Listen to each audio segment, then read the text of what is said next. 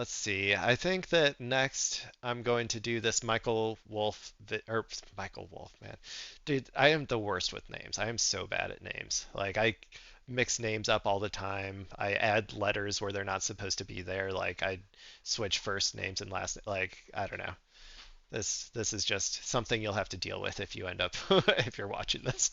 Welcome, But friend. anyway, we're gonna watch Richard Wolff um, discuss another war likely lost. So this is back to Iran war content.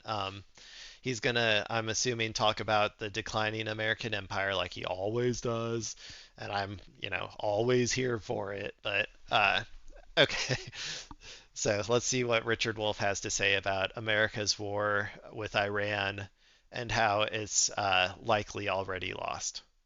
And to another, Wolf I'm gonna responds. turn him up just slightly. I call this one Iran, a likely losing war.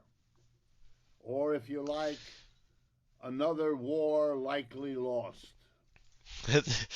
Richard Wolff is one of those people. If you don't know, he's a economist at I think he was at Harvard. But he's like one of the only Marxist economists that they like allow to teach in America. I don't know what he did right. I don't know what he did to like be allowed to say the things that he does in classrooms.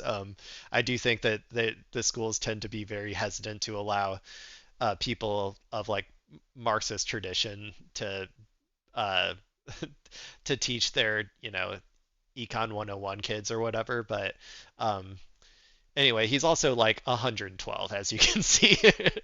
But one of my favorite things about him is that he does have like he has so many based opinions, but he says it in like the most like old grandpa sort of way. So the juxtaposition of him like just being like America sucks, it's dying, like the empire's dying, everybody needs to just realize and acknowledge it. But then he just like looks like this. I mean, look at this face. Like that's how he's allowed to teach. Look at this. How could you ever get mad at this guy? I want to put the Iran war started unilaterally by the United States and Israel a few days ago, first of all, into historical context, because that is so rarely done. Since the Never end done of in the America. Second World War, the United States has engaged in four major wars: Korea, Vietnam, Vietnam, Iraq, Afghanistan, and and Afghanistan. Iraq. Yep. The And war forgive my pronunciation on Middle East countries. I I grew up in the Midwest. Around here, we say Iraq, we say Iran. um, I try. I'm trying to get a little bit better at like pronouncing them right, but that's just it is what it is. in Korea ended in a stalemate. The United States did not win. It divided Korea in half, which is why we still True. have one country called North Korea North and one Korea, the one country country we can't called fuck with, the one that got away, man. America like look is always looking longingly at North Korea. Like, man, I just wanna. It's like like an ex that like you just want to call and like you just want to go over there and fuck with and destabilize. But it's like, but but like they got like a new, they got a new boyfriend now, and his name is Nuke. His name is uh, nuclear armed, and like if you fuck with North Korea, like they're just gonna sick nuke on you, and it's like, uh, yeah, I don't know. Poor America, the one that got away. South Korea. The second war in Vietnam, the United States simply, and I want to use the English word here, lost. True. The enemy in that war was the Communist I said Party this of earlier. North Vietnam. Who runs Vietnam today is the Communist Party of The North commies. Vietnam. They won, and How'd they beat us? They're communists. I thought capitalism was better. How did they beat us? United States lost. In Afghanistan, the next war, the enemy was the Taliban. Who runs Afghanistan today? It's the The Taliban. Taliban. The U.S. lost. In Iraq, Well, there's a constant liquid kind of shifting of who's in charge. Kind of hard to pinpoint who won. But it's clear who didn't. The United States didn't win and isn't about to. So when I say Iran, another war likely lost, you can see why historically this is a country that ought not to be anywhere near so quick on the trigger as this case of Iran. Iran couldn't threaten the United States. It has no way to do that. And if it did do it, would suffer a consequence no rational government would do. yeah, they would never do it. But They would never, no state will ever attack us. Like, we have so much military. No state will ever attack us. Anybody who says that they're going to attack us is lying. No state will ever attack us. Now, groups will. Like, I'm sure that this adventurism in Iran is going to create an incredible amount of instability that will lead to, new terrorist groups and formations that are, going to try to target as individual actions, like attacks on America. And they might succeed with those. Who knows? But no state who, like, is representing a large group of people is going to attack America. That's just silly. the United States and Israel went ahead anywhere. And Any that's also why there's no such thing as a preemptive strike from America. There, like, and also, well, there should be no such thing as a preemptive strike at all. Like, it's stupid. Like, that should be illegal under all circumstances, no matter what. Um, but I think it is in the UN Charter that if you know there's an imminent threat, then you can do it. But particularly for America, there will never be, like, no state will ever attack us. There is no such thing as a preemptive strike by America. anyway, and I want to look at that. War is a terrible scourge. It kills mostly people who have nothing to do with it, what we like to sometimes call civilians. And that is already the case in Iran after even only a couple of days. It leaves lifelong scars on entire populations, especially when the war happens in their own country. But as And we have learned, it never seems to happen in our country. Has America ever been in a defensive war? I mean, at least like post like founding. Like I well, I guess if you count, I guess maybe that's not true. There was like the War of 1812 and uh,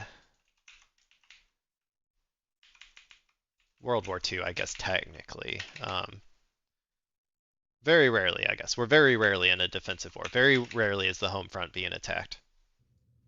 more American soldiers died after those wars I mentioned by suicide than were killed in the actual combat.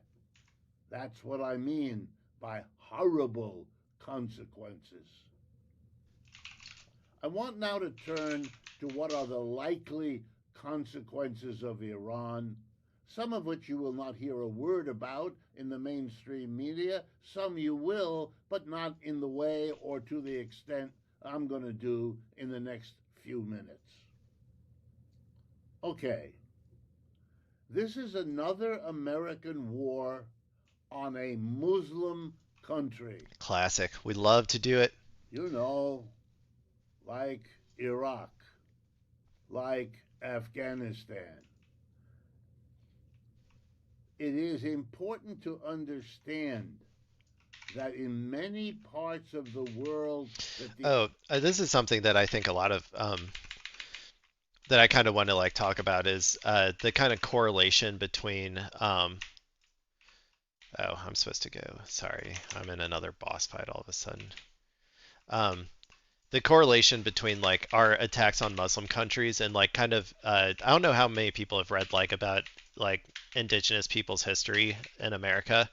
Um, but I see like so many similarities every time that we go after these Muslim countries and how we try to like, break them apart and like get them to fight against each other and all this stuff and like the strategies that we use. Um, and it always makes me think of like what we did to the indigenous people of America. The strategies just seem to be like the exact same. And I guess in the end, it's all, colonization or whatever. Like, but I don't know. I see such a parallel there that it makes that's why like I always have like a soft spot for uh like while I'm not really religious, like for Muslim countries in particular and their religion as a tool of like resistance or whatever. I don't know. I just like particularly they just get a little bit of a special place in my heart or whatever compared to like some other countries. The United States has to live with.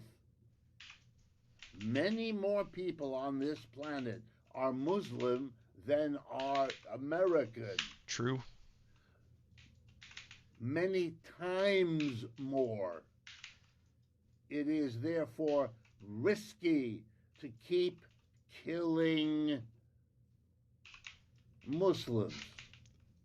The four countries I mentioned, Korea, Vietnam, Yeah. One day Afghanistan, it'll have to stop. Like one day it will be impossible to maintain.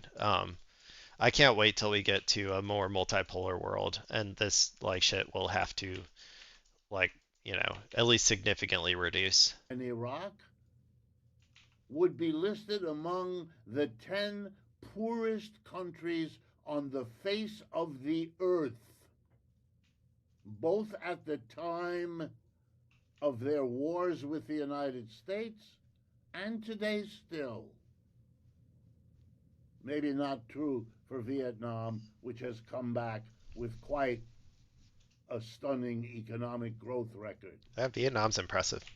But the United States was always the most militarily powerful country in the world, and it could not win against four of the poorest countries in the world who had a small or non existent Army, Navy, and Air Force, mostly non existent. Think about that, please. And that was with boots on the ground. Wars are mostly about the domestic Yeah. problems. War. This is another thing nobody understands. Is war is like a brutal test of endurance, and it is all about manufacturing. It is all about supply lines. It is all about the boring, mundane shit of just like maintaining, you know, like basically just like the boring, mundane shit of like keeping people alive, like getting the resources where they need to be, get like, all that sort of stuff. Um, Nobody in America even pictures like war that way. They picture war as like something they've seen in a movie, as like quick battles that will, turn the tide, and then everything, you come home victorious and you get to kiss your girl or whatever. Like, um, that is not what it is. It is a very boring slog of like brutal hell that like we just subject our people to, and it all depends on manufacturing capabilities, which we have none of. um and it just, yeah, who can outlast the other, that's what it is. Of the countries that go to war. Typically, the leaders He who get talks a little us slow, into so I'm going to speed wars, it up a or to little. get anybody into wars, are trying by a war with another country to overcome their own domestic difficulties. That's why you can't trust Epstein. most of what governments say. That's why a famous journalist, and I wish I knew exactly who it was, maybe one of you can enlighten me, but a famous journalist a few years back wrote that fantastic line, and I quote, "The first casualty in every war is the truth. The I two know. sides tell lies. Of course. They enhance their victories and they Hmm. hide their defeats. The Propaganda. U.S. doesn't do that alone, but the idea that the U.S. doesn't do it is beneath humor, let alone contempt. The difference is that Americans believe their propaganda significantly more. I think that's the primary difference. What would be the domestic problems that Mr. Trump is trying to cope with by Cope? making a What cope? war on Iran? Major And let's cope? make no mistake, Israel doesn't decide. It's Mr. Trump and the advisors around him Yeah. who made the decision. I mean, Israel doesn't decide entirely, but they do decide. And also, like, if, yeah, they got that shit on him, like, they got pictures of him, like, in a vault somewhere. So, but like yes, they don't decide by themselves. Like I do not believe that. The way I always say is that Israel is just an extension of America. They're just another colony of America. Well, here we go, and this you will know. The economic system of the United States is in very deep trouble. Capitalism. I There know it. aren't enough jobs. We love There's it. not enough housing. We love it. The cost of food is driving many people over the edge of It's my economic favorite. It's my favorite system of production. Is capitalism. Of all these things, yeah, they're insecurity. amazing. We don't I use gotta put my honest chud hat words on. like hunger anymore, so we call it food insecurity. Yeah, but we all know Hey, that's what the it price you means. gotta pay. With That's the elections coming price you up pay in a for few freedom, months, baby. in November, Mr. Trump faces a terrible problem that the Democratic Party, all of its wings, progressive, centrist, have made affordability a weird, indirect word that could and should be replaced by too much month at the end of the money. That's a problem, and Mr. Trump could lose Mamdani just on really that crushed issue it. alone. Mamdani really crushed it with that affordability message. It is like completely engulfed the entire country. And many of the polls show that.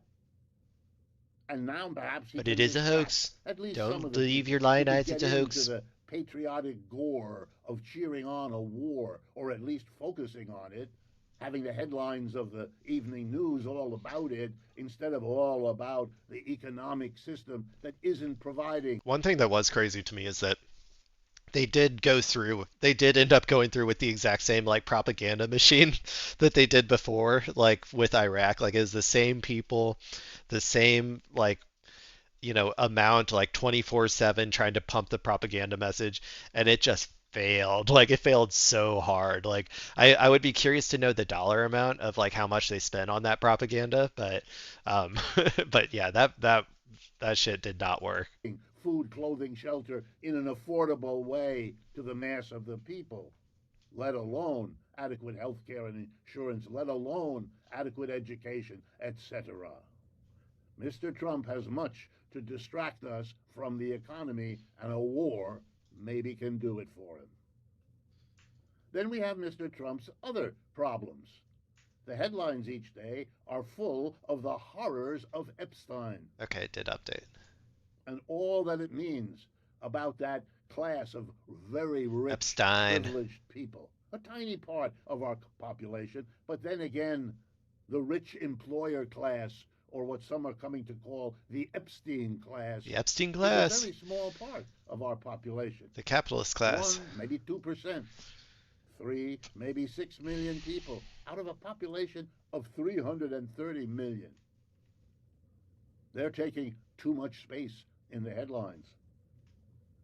But the horror of what they committed has to be confronted because it's not just about them, it's about a society that makes this happen over and Yeah. over again. Some more, Americans some might be less ready to confront it, horrible, maybe. some more caught, some less caught, some more openly displayed before us, some less so.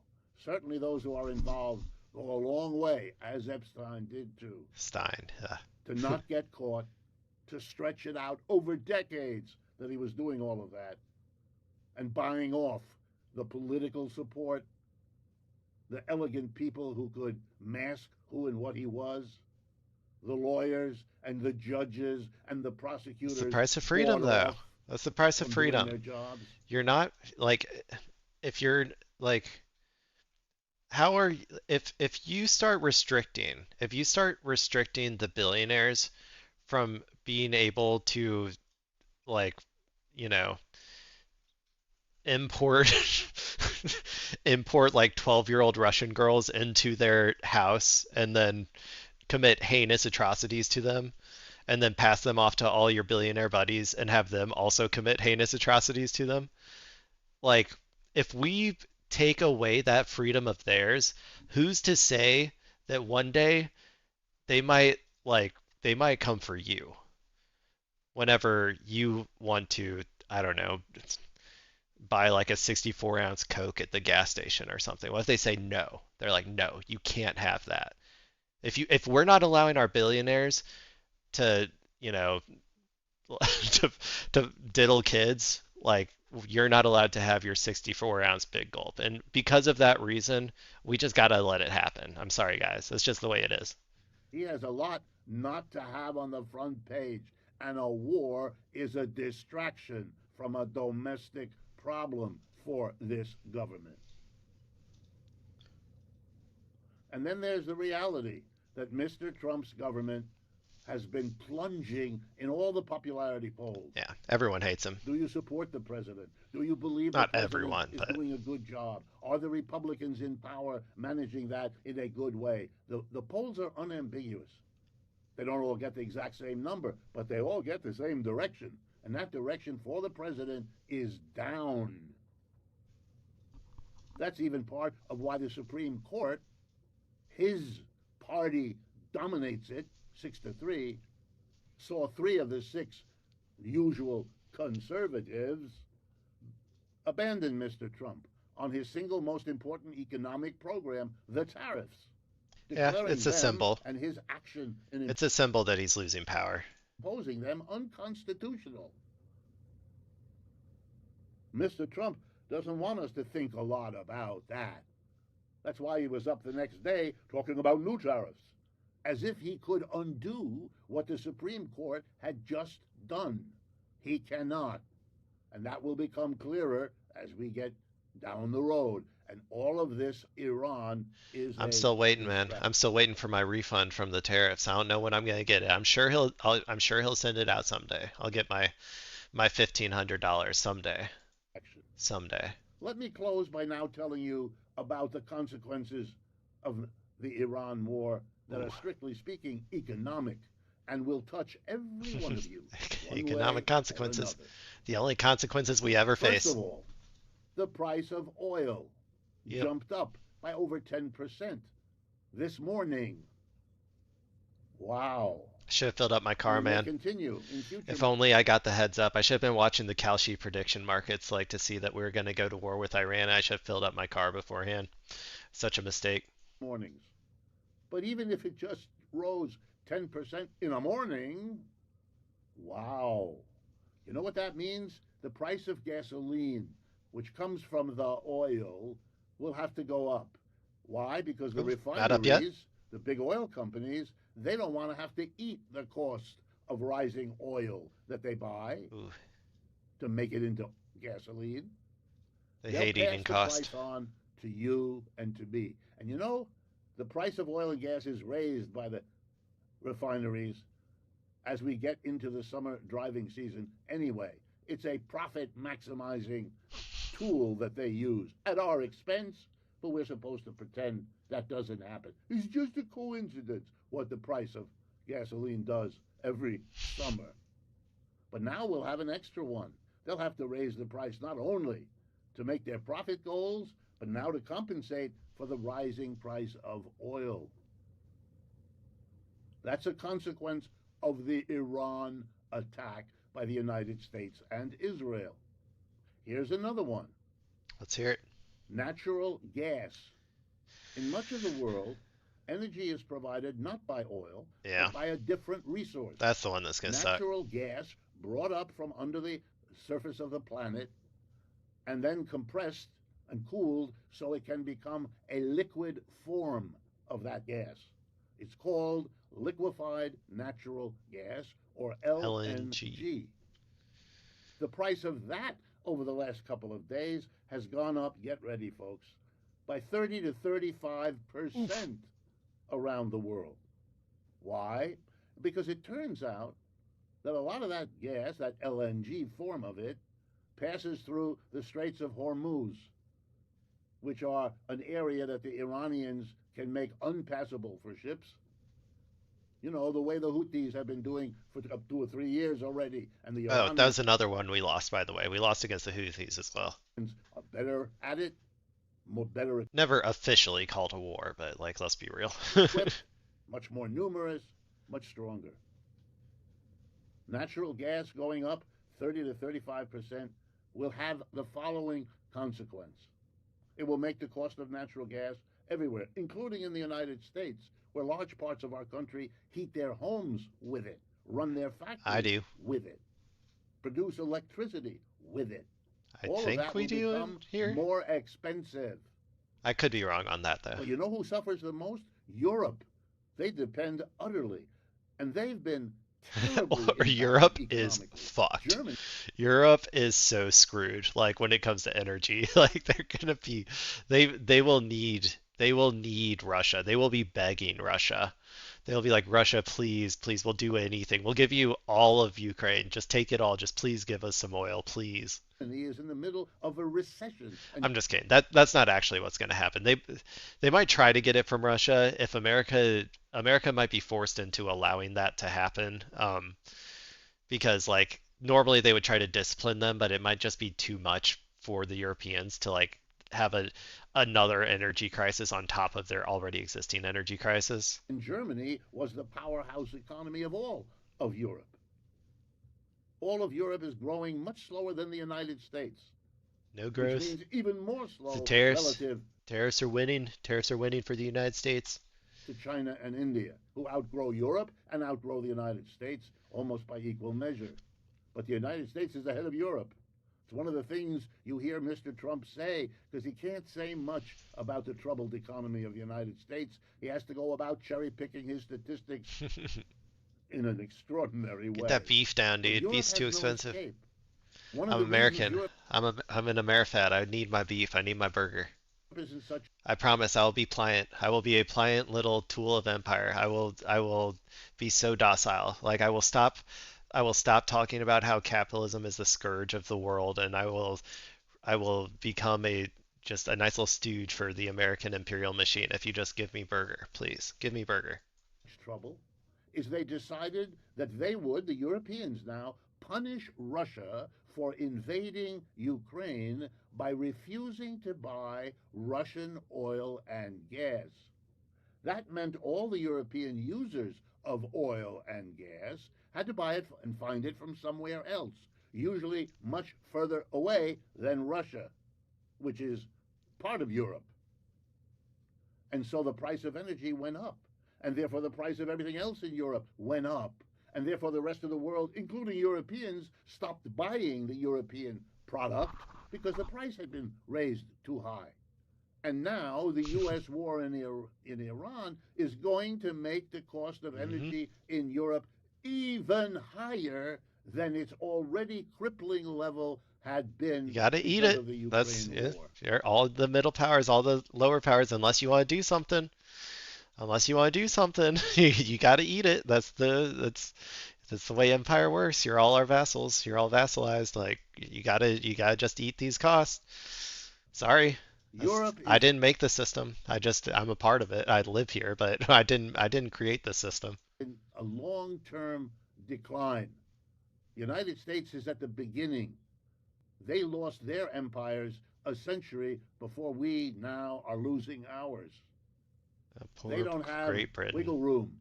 They don't have the ability to go with this new punch in the gut. And that's what Mr. Trump has delivered to them. On top of the tariffs, on top of the Probably hurt his hand disrespect if he tried to that punch is the somebody number right now. one topic of It's like conversation 105. among honest Europeans over the last year. This will worsen the collapse of the American European alliance. It will disrupt Yeah.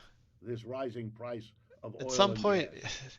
it's just when is it going to happen? I figured it would have happened by now. That the Europeans would have broken from America, like and stopped being such like you know, little like docile vassals or whatever. Like I honestly didn't think it would get to this point. They're just humiliating themselves day after day after day, and it's like when will they stop? Now Spain broke. Spain is the first one so far that actually broke, but they would be a lot better if they all broke as the EU and said we're done with this. We're not participating in it.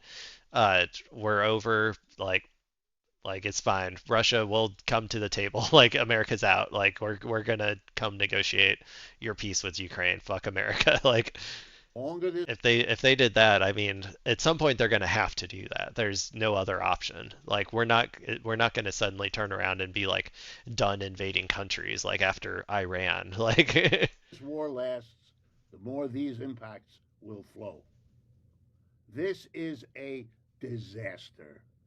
And you should wonder, you, my American audience, more than those of you that are not ooh, here in the that's me. He's United talking to States, me.